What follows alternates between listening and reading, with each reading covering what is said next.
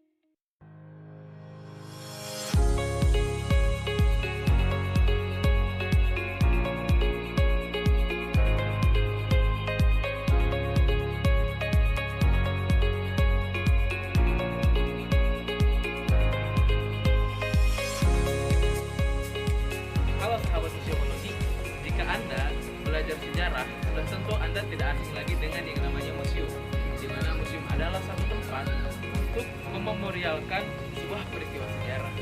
Dan juga jika Anda belajar sejarah, Anda sudah tidak asing lagi dengan yang namanya peristiwa perundingan Linggarjati. Ya, Anda tidak salah. Dan sekarang ini, gedung di mana tempat perundingan Linggarjati tersebut dilaksanakan sudah menjadi sebuah museum memorial peristiwa perundingan Linggarjati. Mau tahu kelanjutannya gedung peristiwa Linggarjati itu seperti apa? Mari kita lihat. Museumologi, dan hari ini saya sedang berada di Museum Gedung Naskah Perundingan Linggarjati, yang mana Museum Gedung Naskah Perundingan Linggarjati ini merupakan salah satu museum yang mana dibangun untuk memperingati peristiwa perundingan Linggarjati, dan juga selain itu dijadikan sebagai media bagi pembelajaran sejarah untuk masyarakat dan pelajar juga. Museum ini berada di Jalur Linggarjati, Desa Linggarjati, Kabupaten Kuningan. Museum Gedung Naskah Linggarjati ini menyuguhkan mengenai memorial tentang peristiwa perundingan sejarah Linggarjati. Maka dari itu, kita akan langsung masuk untuk melihat ada koleksi apa saja yang berada di dalam Gedung Naskah Linggarjati ini.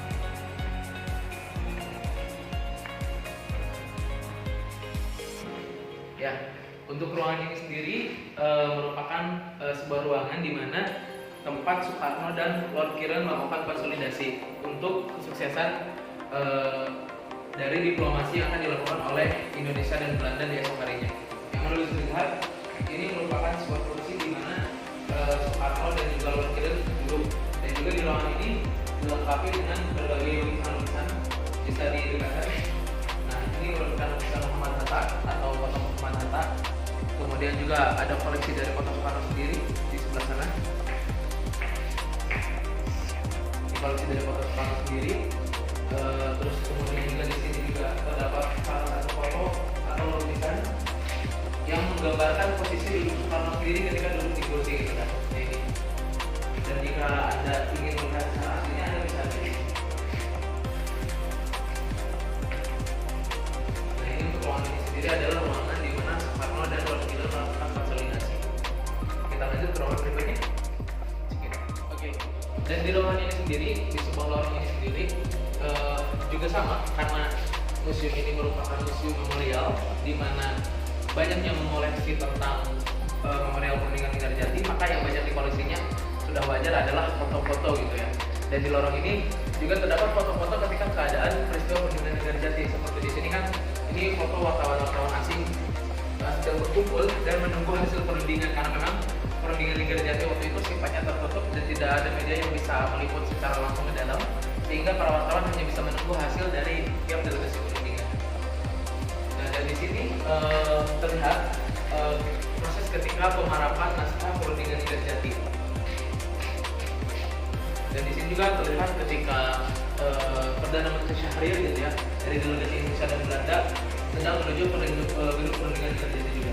Ya intinya di sini juga di lorong ini banyak dipenuhi foto-foto ketika keadaan berlangsungnya Kerjati, bagian foto-foto secara disengaja ataupun tidak. Salah satunya ini juga salah satu foto yang sangat formal gitu ya. Ini foto yang cukup candid kalau menurut saya ketika pemarapan naskah perundingan Kerjati. Ini untuk di lorong ini jadi cukup banyak foto-foto juga, hanya menggambarkan tentang suasana-suasana saja, tidak menggambarkan prosesnya secara langsung. Karena memang tidak ada foto yang menunjukkan secara langsung ketika prosesi perundingan tersebut. Mari kita lanjut. Dan sekarang kita sudah berada di ruangan inti atau ruang tengah dari Museum Gedung Naskah Perundingan Kerjati ini sendiri, di mana seperti sudah saya katakan tadi, banyak sekali foto-foto yang dikoleksi di sini. Ada mungkin sekitar 48 foto yang dikoleksi di ruang tengah ini, di mana rata-rata fotonya pun menggambarkan tentang proses terjadinya perundingan Kerjati.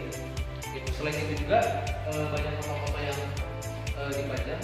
Di sini juga terdapat replika dari posisi-posisi ketika perundingan. Bisa dilihat ini merupakan replika dari posisi delegasi Belanda, di mana diwakili oleh Dr. Van Hoek, Van de Boer, kemudian Van Pol, dan juga Herman. Nah, ini posisi untuk perwakilan dari Belanda sendiri. Kemudian ini posisi penengah perwakilan dari Inggris, posisinya di sini. Kemudian juga selanjutnya di sini juga posisi atau replika kursi dan meja yang menggambarkan posisi dari delegasi Indonesia yang diwakili oleh Syahrir, Susanto, Adnan, dan juga Muhammad Rum. Nah, bisa dilihat oleh teman-teman semua di sini itu replika dari posisi ini sendiri. Gitu. Dan juga patut teman-teman ketahui arsitektur dari gedung naskah ini sendiri atau museum ini sendiri merupakan masih orisinil, sehingga bisa membawa suasana pengunjung yang masuk ke sini serasa seperti masih suasana perundingan gitu kan. Karena keautentikan dari arsitektur dan suasana gedung ini sendiri gitu. Ditambah replika-replika yang memang dipasang untuk menggambarkan dan lebih mudah memahamkan para pengunjung mengenai peristiwa perundingan itu sendiri seperti apa. Oke, lanjut. Di sini juga terdapat replika posisi di mana ini adalah posisi notulensi. Ya, posisi notulensi dari hasil perundingan itu sendiri ya, gitu teman-teman. Di sini posisinya. Dan kemudian juga kita lanjut ke bagian depan. Di sini, nah ini yang paling cukup unik juga. Selain memaparkan tentang peristiwa perundingan Kerjati, di sini juga memaparkan tentang sejarah dari gedung Kerjati ini sendiri. Karena jika kita lihat cukup menarik ya sejarah dari gedung ini sendiri, kenapa sampai bisa dijadikan sampai bisa dijadikan tempat perundingan gitu. Ini diceritakan. Ini foto-foto dari mulai pemugaran, kemudian ini foto-foto pemugaran juga, proses-prosesnya ketika masih jadi sekolah dan lain-lain bisa dilihat oleh teman-teman semuanya. Di sini foto-foto mengenai sejarah dari gedung naskah Kerjati. Sampai sana juga masih foto-foto dari sejarah gedung naskah Kerjati itu sendiri. Dari mulai gedung itu dipakai hotel untuk perundingan sampai sekarang gedung ini sudah menjadi cagar budaya bertaraf nasional yang diresmikan oleh Kemendikbud pada tahun 2018. Lanjut. Selain itu juga teman-teman, di gedung naskah ini sendiri posisi dari bangunan-bangunan itu masih orisinal ya. Kita lanjut ke kamar-kamar yang dipakai oleh di sini.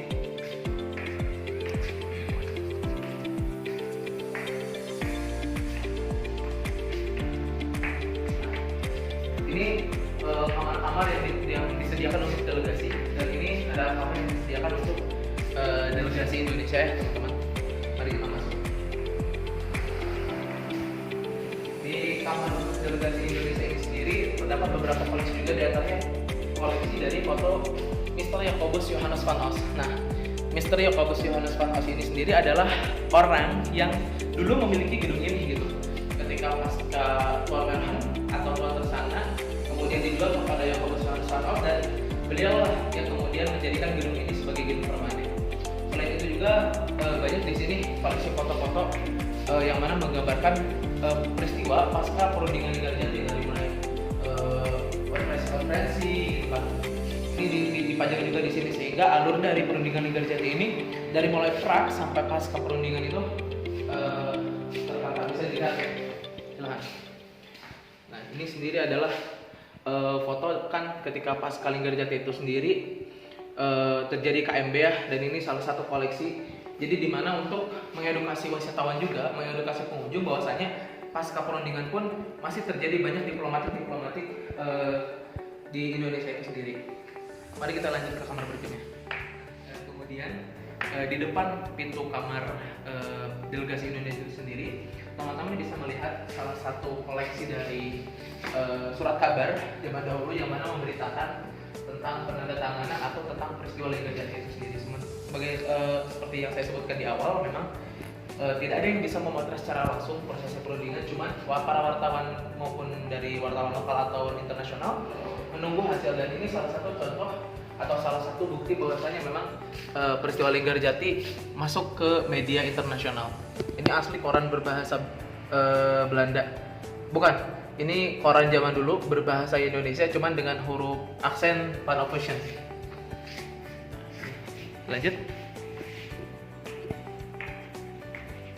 Nah di lorong dari kamar-kamar ini juga teman-teman bisa melihat banyak juga foto-foto ketika proses perundingan juga. Ini ketika upacara penyerahan pemerintah Hindia Belanda yang ateis, ini pasca terjadi perundingan Linggarjati ya teman-teman. Gitu. Terus juga yang paling ikonik juga di sini adalah ini foto Ibu Maria Ulpah. Kenapa ini cukup ikonik? Karena Ibu Maria Ulpah ini sendiri adalah orang yang merekomendasikan tempat ini menjadi tempat perundingan Linggarjati, karena dulunya Ibu Maria Ulpah ini sendiri yang merupakan Menteri Sosial pertama RI waktu itu di kabinetnya Nasir, dia yang merekomendasikan karena dia dulu adalah orang Kuningan asli, yang mana bapaknya adalah waktu itu bupati dari Kuningan itu sendiri ketika masa kolonial. Makanya ketika waktu itu terjadi perseteruan antara Jogja dan Batavia, Belanda dan Indonesia, Ibu Maria Ulpah ini ditugaskan oleh Syahrir untuk mencari tempat perundingan, dan akhirnya Ibu Maria Ulpah menyarankan di Kuningan, di mana posisi Kuningan adalah tengah-tengah antara Batavia dan juga Yogyakarta, sehingga bisa disebutkan aman lah. Nah ini fotonya dari Ibu Maria Ulpah sendiri. Kita lanjut ke kamar tidur dari delegasi Indonesia juga.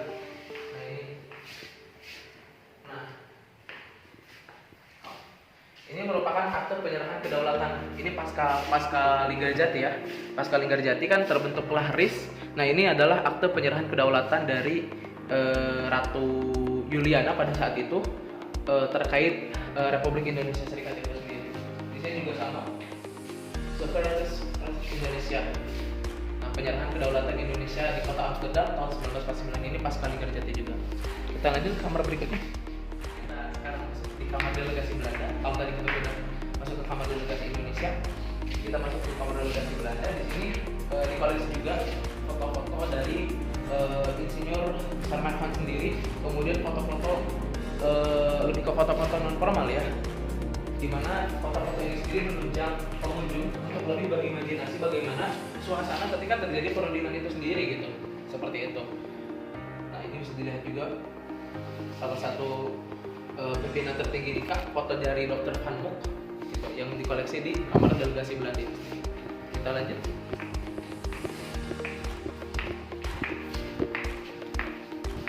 Nah ini masih sama kamar tidur delegasi Belanda. Di sini juga dikoleksi foto-foto di mana posisi non formal ya, ketika Van Mook dan juga Mr. Ali Budiarjo serta Dr. Lainina sedang berbincang-bincang lah di pinggir kolam pada saat itu, dimana diterjemahkan oleh Dr. Gandhi gitu, seperti itu. Di sini juga terdapat koleksi ketika Lord Kelly diwawancara oleh seorang wartawan asing terkait peristiwa perundingan Linggarjati. Ini posisinya di depan gedung perundingan di sana ya. Bentar lagi foto-foto bisa dilihat sendiri oleh teman-teman. Nah ini foto ketika momen Agus Salim gitu ya, berfoto bersama di halaman tempat tinggal Sultan Syahrir atau rumah singgah Syahrir gitu ya. Dan juga sebetulnya di setiap kamar gitu ya teman-teman, di setiap kamar baik itu delegasi Indonesia atau delegasi Belanda, modelnya itu sama teman-teman. Jadi kasur 2, kemudian kursi 2, ada pembatas,